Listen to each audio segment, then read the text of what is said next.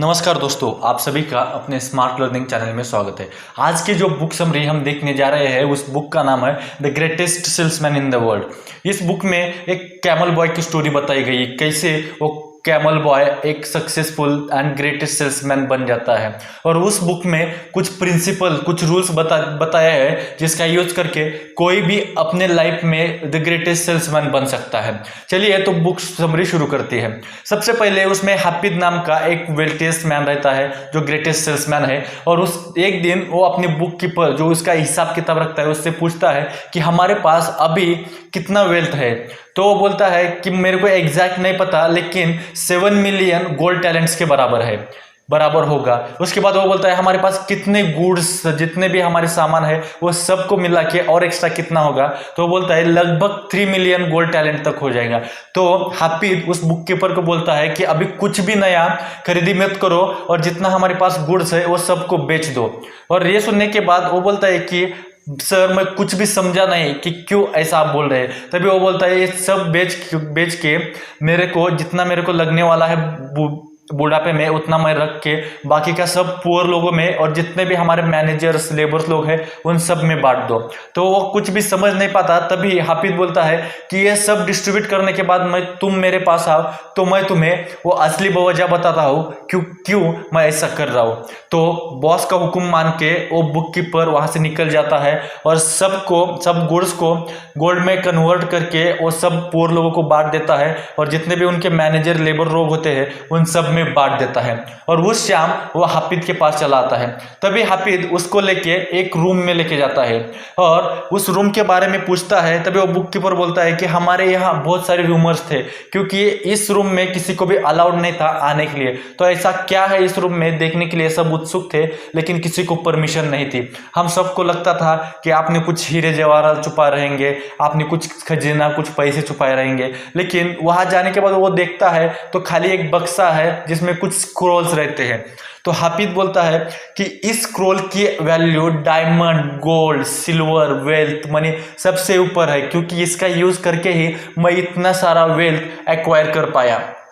तो उन सब में बातें चलती है। तो बातें करते करते वो बुक कीपर बोलता है कि आप पुअर लोगों को इतना पैसा वगैरह बांट देते हैं, तो आप बोलते हैं कि इस स्क्रोल का यूज करके मैं इतना वेल्थिएस्ट मैन बना, तो क्यों आपने उस स्क्रोल सबको डिस्ट्रीब्यूट नहीं किया? क्यों आप लोगों ने वो नॉलेज पुअर लोगों को डिस्ट्रीब्यूट नहीं किया जिसका यूज करके वो भी वेल्थिएस्ट मैन बन सकते थे? तभी हाफिज बोलता है क्योंकि मैंने शपथ ली थी, जिसने मेरे को ये स्क्रोल सौंपे थे उसी दिन उन्होंने मेरे से एक शपथ करवा के ली थी कि मैं खाली एक इंसान के साथ वो शेयर कर सकता हूं।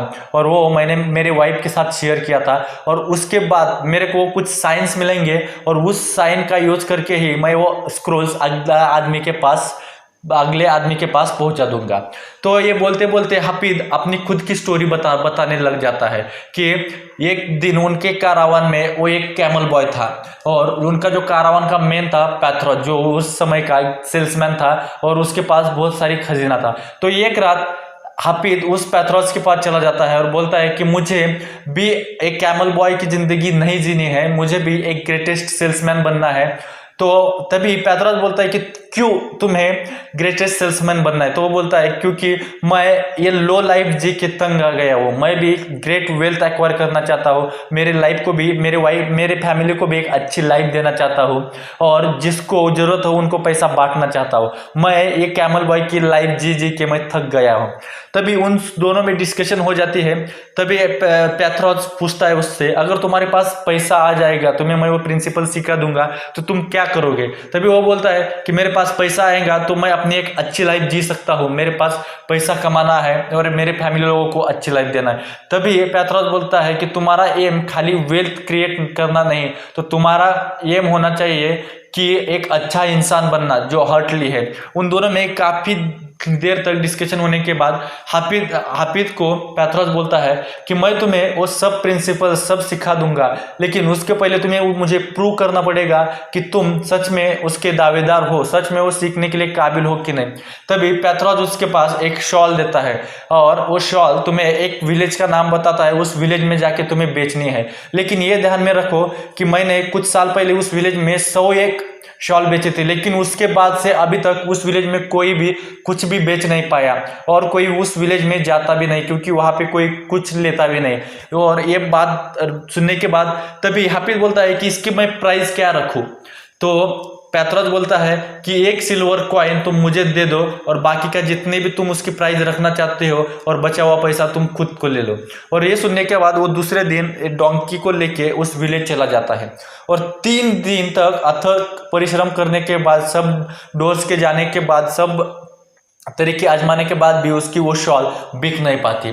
थक भाग के उस नाइट वो बहुत डिप्रेशन में चला जाता है। लेकिन वही डिप्रेशन में उसको उसकी जो पैथराज था उसकी एक लाइन याद आती है जो वो जाते समय बोलता है कि failure will never overtake you if your determination to succeed is strong enough. अगर तुम्हारा डिटर्मिनेशन सक्सेस के बारे में अगर बहुत अच्छा है तो फेल्यूर कभी भी तुम्हारे ऊपर हावी नहीं होगा। तो वो सोचते सोचते और उस गांव के बाहर एक गुफा होती है, वहां रात गुजारने के लिए वहां निकल जाता है। लेकिन जैसे ही वो वहां जाता है तो कुछ अजब सा देखता है कि वहां पे एक छोटी बच्ची को जन्म दिया है, उसके साइड में एक माता और एक पिता है। लेकिन उस बच्चे को ठंड से बचाने के लिए वो लोग उसके साइड में सो जाते हैं, लेकिन उनके पास कुछ भी पहनने को नहीं होता है, उनके पास ना तो कुछ उसको ढकने के लिए होता है। ये देखने के बाद वो हाफिज कुछ भी ना सोचे समझे उनको वो शॉल देता है।